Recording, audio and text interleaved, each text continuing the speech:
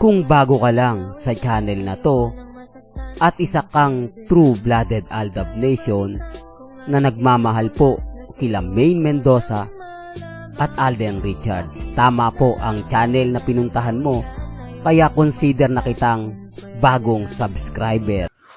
Welcome back mga kaaldab. Ito na naman po ang inyong lingkod, si Mr. Destiny, at siyempre panibagong update, panibagong mga kaganapan. Ito yung pinaka-latest post ni Alden Richards sa kanyang Instagram na kung saan lumipad siya papunta sa ibang bansa.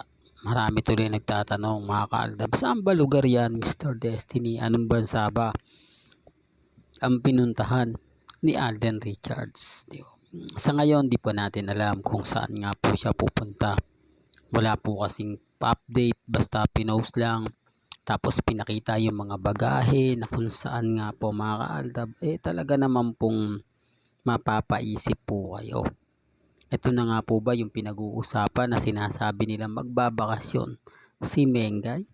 Inunahan lang ni Alden Richards. Oops, issue na naman yan Mr. Destiny. Ito paulit-ulit kong sinasabi, marami nang nauumay, marami na nagre-react, marami na akong nababasa. Itong channel po ni Mr. Destiny, 101% Aldab po tayo. Ano man po yung sabihin nila, pahayag nila, kwento nila, depende na lang po sa kanila. Kasi dito naman po lahat patas, di po ba? Pabor man o hindi yung mga komento po ninyo, hindi ko binubura yan.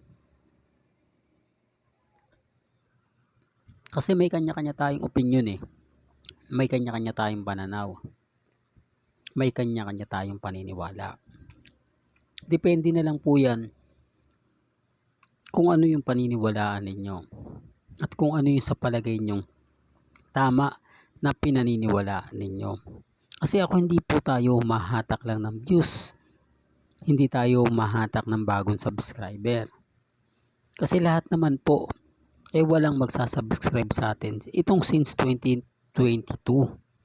Common sense na lang po. Kaya kung nga po binabalik to, pasensya na po kayo kung bakit pa ulit-ulit. Marami kasing nagsasabi po sa akin ng komento na ganyan. Ginagamit ko lang daw po ang mga mamis, mga titas, mga senyor.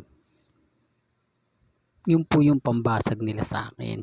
At yung ibang komento naman po ng mga mami, sa'yo, ganto ganyan, wala nang Aldab Hindi ko alam kung bakit sila nagre-react ng ganon. Hindi ko alam kung bakit sila may mga ganong komento. Kasi kung views lang naman po yung pag-uusapan, madali naman po ako magpalit ng content. Ang dami pong mga latest pero hindi ko po yung ginawa. Maraming mga talagang masasabi mong pinag-uusapan, pinagpiyestahan, pero hindi ko po yun pinagpalit sa Aldab. Ngayon alam nyo na mga kaaldab na talagang marami pong nananatiling Aldab. Marami pa rin pong Aldab Nation ang kumakapit at kampante. Itong video na ina-update natin para lang po malinaw, para lang po klaro. Umalis si Alden Richards kahapon, itong weekend. At sino nga po ba ang kasama niya? At bakit wala po sa sasakyan si Mama Ten? At bakit parang sa flight agad-agad nila ipinakita? Parang walang post, walang nakakita na lumipad paalis ng bansa si Alden. Ito yung sinasabi ko.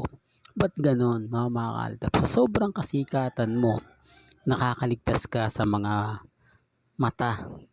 Diba? Samantalang makikilala nyo agad-agad si Alden Richards dahil sa yung tipong napakagwapo at talagang ang ganda ng katawan. Dadaan ka siyempre sa immigration, bibili ka ng passport, kahit sabihin yung first class yung hotel, yung pagpupuntahan mo, normal lang na may makakita sa'yo, normal lang na mabibidyohan o magpapapicture sa'yo. Hindi po ba? Si Alden hindi naman po yan madamot pagdating sa mga autograph, sa mga photos. Nakita nyo naman po yung pagtulong niya sa mga taga Bulacan. Oh, speaking of taga Bulacan, bago natin yung balikan, ang dami po talaga nagko-komento na hindi naman po talaga si Alden Richards ang pinaka-front doon. Si Mengay po talaga yon. Siya lang talaga yung nagbigay. Siya lang daw po yung kumbaga gumawa ng paraan. Pero sino nga po ba nag-utos? O, doon pa lang panalo na po ako eh.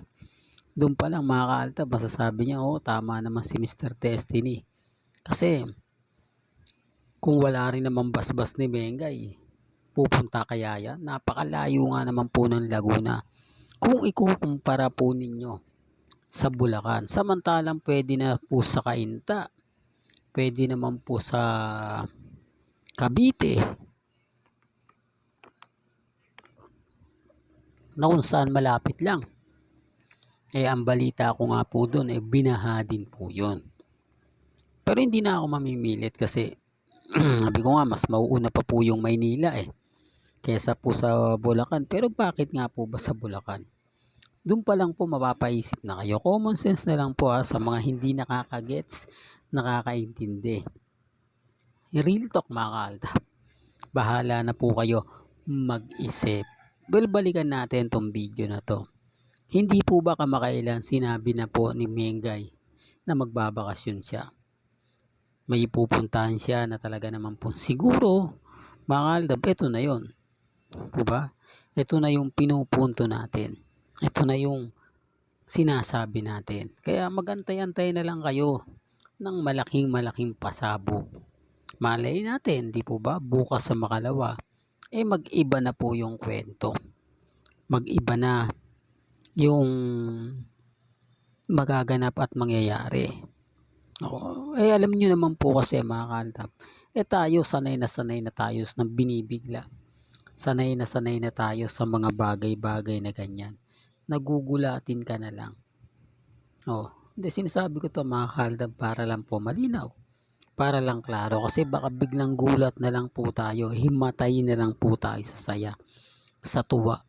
Pag nagkataon yan mga kaaltab, maraming army ang magbibigti sa puno ng kamatis. Di po ba? Hindi, real talk yan mga kaaltab. Maraming malalaglag sa kanilang inuupuan. Maraming tao ang kumbaga magiging masaya, especially ang Aldab Nation. Hindi posible mangyari yan mga kaaltab. Sabi ko nga ang dami pong mga nagtatanong, komento sa social media, ano na nga po ba nangyayari kay Mengay, kay Congressman, wala pa rin. Doon pa lang malalaman yun Doon nyo lang po makikita nyo na kung sino nga po ba talaga ang totoong nagsasabi ng fake news. Sa ngayon kasi mga kaaltab, hindi tayo makaporma. Dahil ano man ang sabihin ko, ano man ang ipagpilitan natin, isa lang kasi sinasagot nila Hindi po ba? Ang sarswela. Antayin nyo, pag natapos na po yung sarswela, diyan ko mapapatunayan. Diyan ko pagsisigawan at sa mga taong nanakit ng insulto sa Aldab Nation, especially po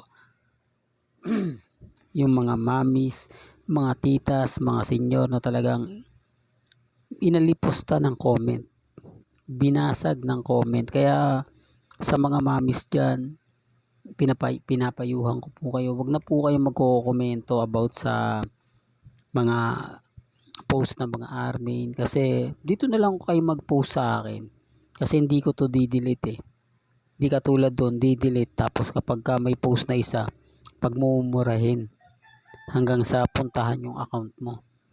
At check nila talaga yan. Nangyari na po sa akin yan, kaya binibigyan ko po kayo ng konting idea.